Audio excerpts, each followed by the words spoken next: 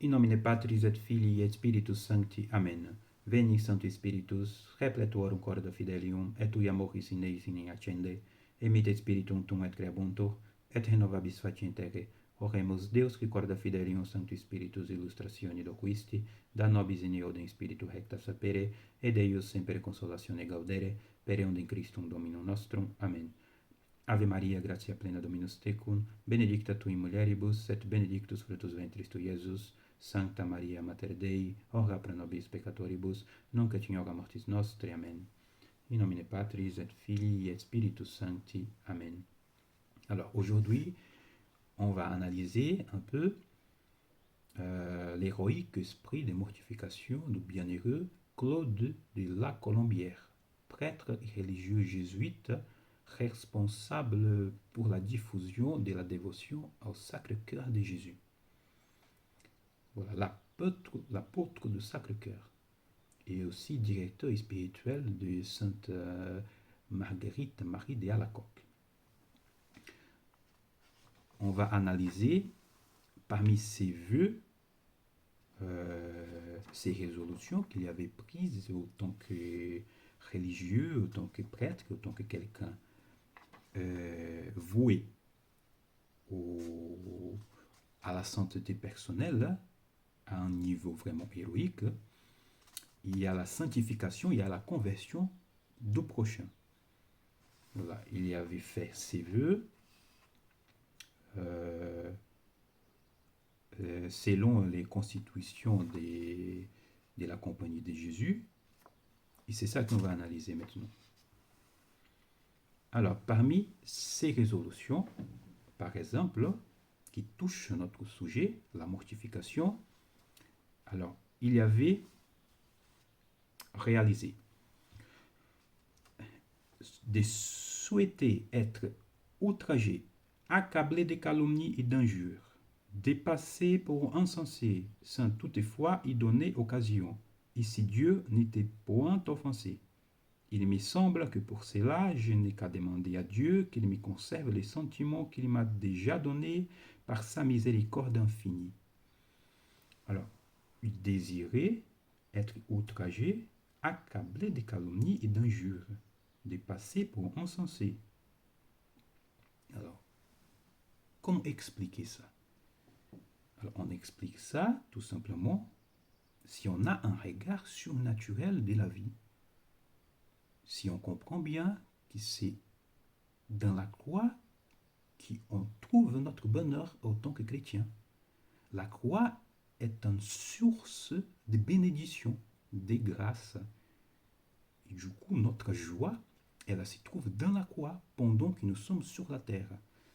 Voilà, c'est de bien comprendre qu'est-ce que c'est la religion chrétienne. On suit un Dieu crucifié. Voilà, c'est ça être chrétien. C'est se mettre à la suite de notre Seigneur Jésus-Christ, qui lui-même, en étant Dieu innocent, il a subi toutes sortes de calomnies, et il a été crucifié, et il a été comblé d'injures, tout ça, tout en étant innocent et Dieu, absolument pur, impeccable. Et nous devons, avec toutes nos misères, nos faiblesses, nos besoins, se mettre à la suite de notre Seigneur Jésus-Christ. Mais pour ça, il faut aimer la souffrance, aimer la croix, tout simplement. Ça ne veut pas dire que c'est aimer la souffrance par la souffrance, c'est pas souffrir pour souffrir. Non, c'est tout simplement par la souffrance, on donne une preuve de notre amour. Voilà. Aimer les prochains, c'est vouloir les biens du prochain. Et prouver que nous aimons vraiment les prochains, c'est tout simplement d'accepter de souffrir pour lui, de faire des sacrifices pour lui. Et nous pouvons mesurer le niveau d'amour que nous avons envers quelqu'un selon autant de souffrances que nous sommes disposés à subir pour celui-là. Voilà, c'est pour ça que les souffrances, elles sont une source de mérite. Ce n'est pas les souffrances en soi, mais c'est tout simplement parce qu'on peut avec les souffrances, prouver notre amour. Et finalement, c'est l'amour le plus important. Nous pouvons aimer Dieu, aimer notre Seigneur Jésus-Christ lorsqu'on souffre, lorsqu'on fait des sacrifices, et des sacrifices, et des sacrifices autant lorsqu'ils sont les plus difficiles, les plus pénibles à notre nature, voilà, on prouve qu'on a plus d'amour. Et c'est pour ça qu'un saint comme le bienheureux Claude de la Colombière, il voulait positivement être outragé, accablé de calomnies et d'injures, pour s'y rassembler le plus possible à notre Seigneur Jésus-Christ. Passer pour insensé, voilà, comme notre Seigneur Jésus-Christ lui-même, mais sans toutefois y donner occasion, c'est-à-dire il n'avait pas les droits de jouer le rôle d'un insensé, d'un fou, etc. Parce que ça c'est contraire à la charité, ça c'est contraire à, à- au commandement, ça c'est contraire au plan divin, tout simplement, ça c'est contraire à notre mission que nous devons accomplir sur la terre. Dieu nous a donné en intelligence la raison, la prudence, les vertus morales, les dons du Saint-Esprit, etc., pour que nous puissions nous guider de façon raisonnable, de façon sensée. Et du coup, on ne peut pas désirer tout simplement jouer l'encensé si tout ça, ça va contre la charité et nos devoirs d'État, etc. Mais lui, il voulait tout simplement subir toutes les épreuves et les gênes des passés par un insensé si ça ne donnerait pas occasion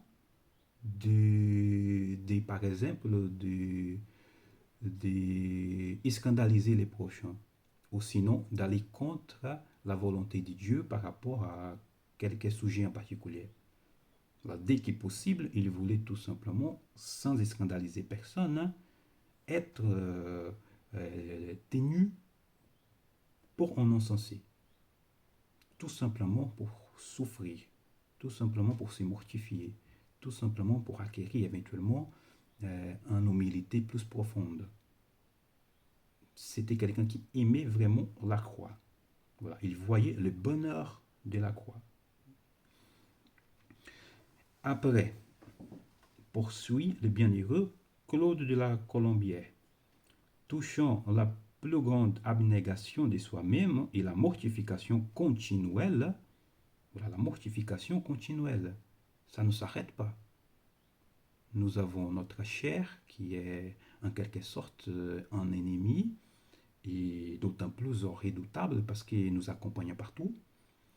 Et nous avons les démons, et c'est-à-dire nous sommes dans les combats spirituels. C'est pour ça que la mortification, pour nous disposer à bien mener ces combats, doit être continuelle jusqu'à la mort. Voilà. Les péchés originels nous accompagnent jusqu'au tombeau. Là, nos inclinations mauvaises aussi, la chair, les démons, les mondes, etc. Voilà, mortification continuelle. Il semble qu'avec la grâce de notre Seigneur, je puis vouer de n'avoir jamais des volontés efficaces touchant la vie et la mort, la santé, la prospérité, la diversité, les emplois, les lieux, qu'autant que cette volonté sera conforme à la sienne. Voilà, lui, de lui-même, il ne désirait pas rien du tout. Il était absolument indifférent. Voilà. Soit il avait la vie, soit il mourait, bah, Deo gracias, soit faite la volonté du bon Dieu. Alors, soit il avait la santé ou s'il était malade, bah, soit faite la volonté de Dieu. Si j'ai la santé, je vais servir les bons dieux avec ma santé. Si je suis malade, je vais servir les bons dieux avec une totale soumission à ses désirs, à sa providence, à son plan par rapport à moi. Après, si je prospère ou si je ne prospère pas, Deo gracias, tant mieux. Si je suis confronté à une adversité, Deo gracias, loué soit les bons dieux. Alors, si j'ai pas d'adversité, bah, tant mieux, le bon Dieu, il est très, très miséricordieux, il favorise nos travails, nos travaux, excellent. Alors, les emplois, peu importe quel emploi il allait accomplir. Voilà, des emplois agréables, des emplois pénibles, peu importe, loué soit les bons dieux. Les lieux, peu importe, il pourrait être envoyé en mission dans des pays très difficiles où il y avait plein de dangers contre sa vie, etc.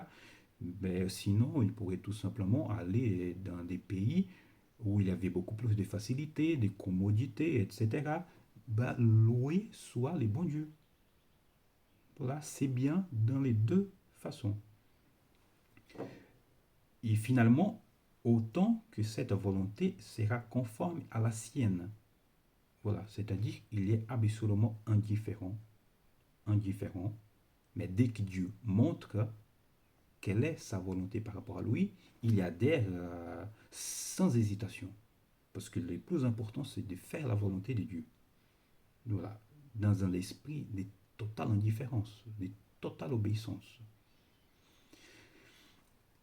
Après, c'est la sainte indifférence.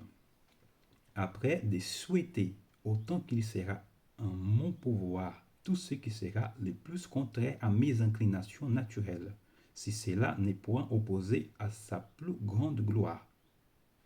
Et il me semble que par sa bonté infinie, il m'a mis à peu près en cette disposition. Alors, voilà, on suit c'est sa conviction, son esprit de se mortifier. C'est-à-dire qu'il voulait tout simplement que suivre les choses plus contraires à ses inclinations. Voilà, comme ça, il y avait une plus grande maîtrise de ses passions, de sa volonté. Il fortifiait sa volonté comme ça. Un combat perpétuel contre ses inclinations.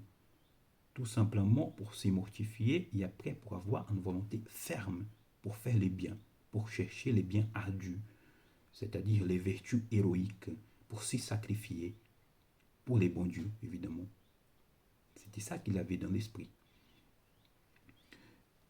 De ne rechercher jamais ce qui flatte les sens, comme les spectacles, les concerts, les odeurs, les choses agréables au goût, ni ce qui peut satisfaire la vanité. De ne les rechercher, dis-je, ni en mes discours, ni en mes actions. Et pour les meubles et les habits, de me contenter de ce qu'on me donnera, à moins que l'obéissance aux la règle de la santé ne m'oblige d'en user autrement. Voilà. Alors, de lui-même, il avait pris la résolution de ne jamais rechercher les choses qui flattent les sens. Voilà. Les spectacles, les concerts, les odeurs, les choses agréables au goût, des choses en soi, des plaisirs en soi qui ne sont pas interdits. Mais il voulait s'interdire même les plaisirs honnêtes, même les plaisirs permis, parce qu'il voulait vivre dans un état perpétuel de mortification, de renonce à soi-même, de renonce ou de négation de la chair ou de notre partie animale. Il voulait vivre le plus spirituellement possible. Il a poussé ça dans un niveau héroïque. Mais il faut remarquer une chose importante que vous avez remarqué éventuellement.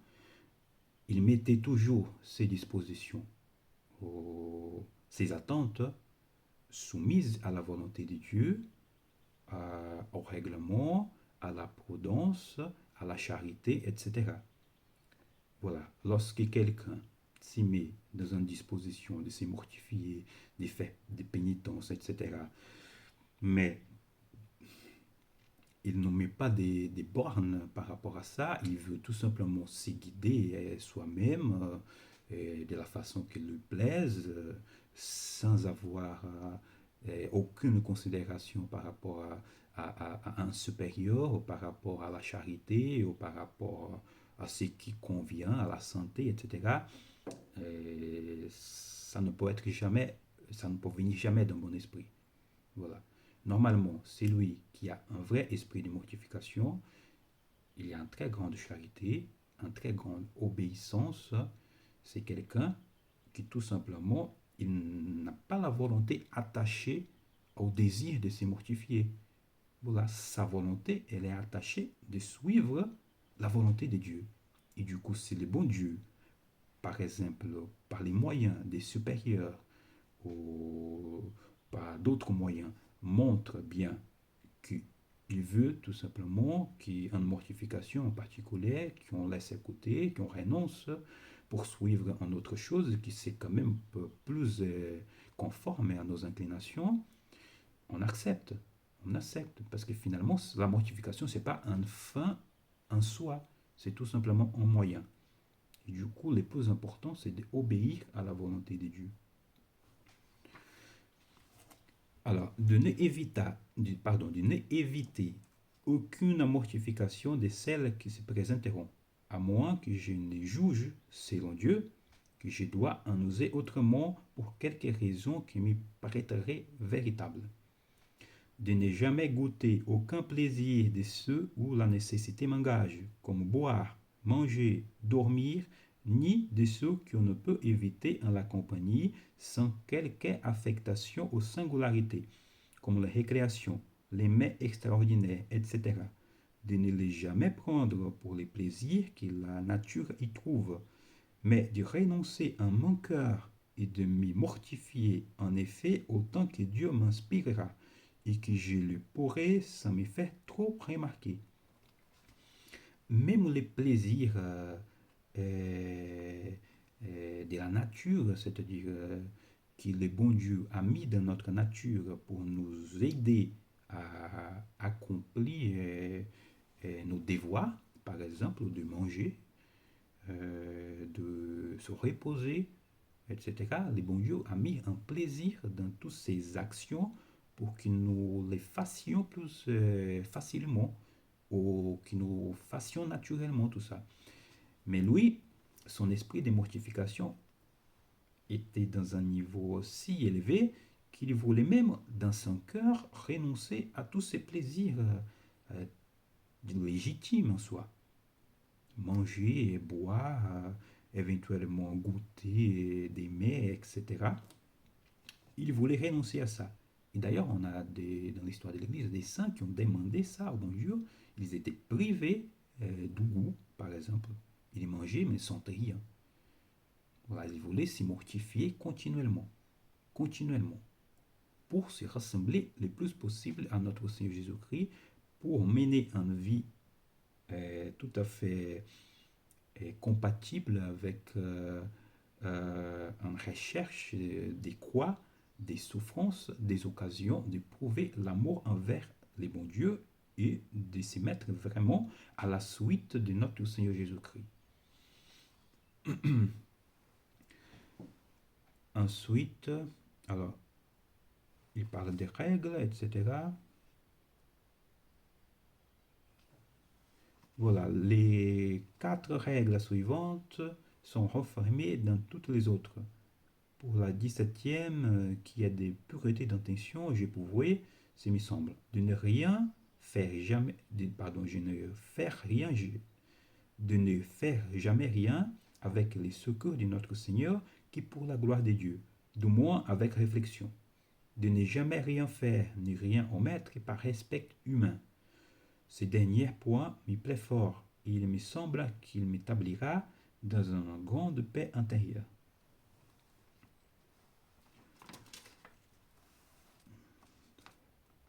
Voilà, pour la pauvreté, j'ai déjà fait vœu d'observer toutes les règles qui nous en a donné Saint Ignace. Pour la chasteté, je n'ai jamais regardé nul objet qui puisse inspirer des pensées contraires à cette vertu, du moins des desseins formés, ou sans nécessité indispensable, de ne rien lire ni entendre dire qui ne soit chaste, à moins que la charité ou la nécessité de mon emploi n'en m'y engage. de garder les règles des prêtres pour la confession et les visites des femmes, de manger toujours avec tempérance, modestie et bienséance, de dire la bénédiction et les grâces avec respect et dévotion. Voilà, on voit par là que c'était vraiment quelqu'un qui avait une idée très élevée et très juste d'ailleurs de la bénédiction que nous trouvons par la souffrance, c'est-à-dire par les sacrifices, en cherchant une vie des privations, mortifiées, tout ça, avec bien sûr un motif surnaturel. Voilà.